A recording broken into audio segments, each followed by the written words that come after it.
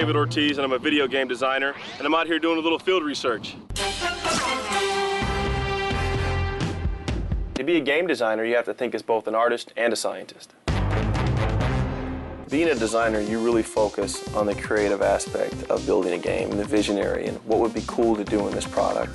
But then you have to say, okay, how do I take these cool things and put them into the game? I cannot do it, Captain. I need more power. We have a guy that goes ahead and he builds the players, and we have another guy that builds the stadiums, and then we take all the cool stuff that they've built, and then I have to kind of put my science hat on and get with our developers and figure out how we're going to make that all work in the game. It chops, it dices. Please explain.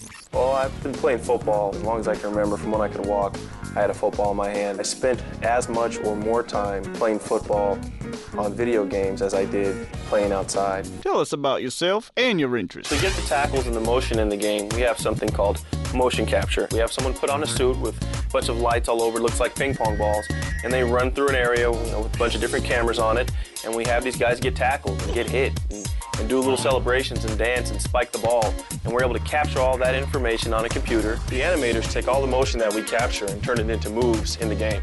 So what you see here is polygons that they're basically a bunch of triangles that we actually use to build the player models. Use a bunch of triangles to build an arm, a bunch of triangles to build a leg, and there's literally hundreds of polygons in a face alone.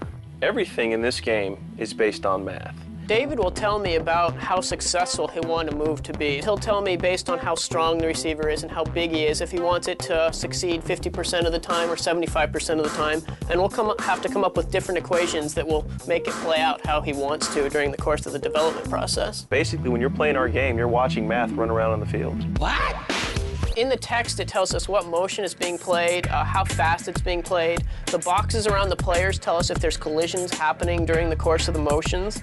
So the quarterback is throwing the ball, and different quarterbacks throw it with different spins, and how fast it spins determines how good of a spiral the ball will be thrown in. Once we get all the moves for the players, we have to find a place for these guys to play.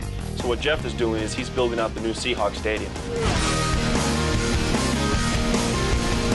I've been blessed with the curse of being a Cleveland Browns fan. People think that I do some fudging with the database to improve the players on the Browns. Sometimes I can get an itchy finger when I'm in the database, give the Browns a little bit of an advantage. We've gone over the art of building the players, the art of building the stadiums, and now we've also shown you the science involved, but at the end of the day, I just want to play the game.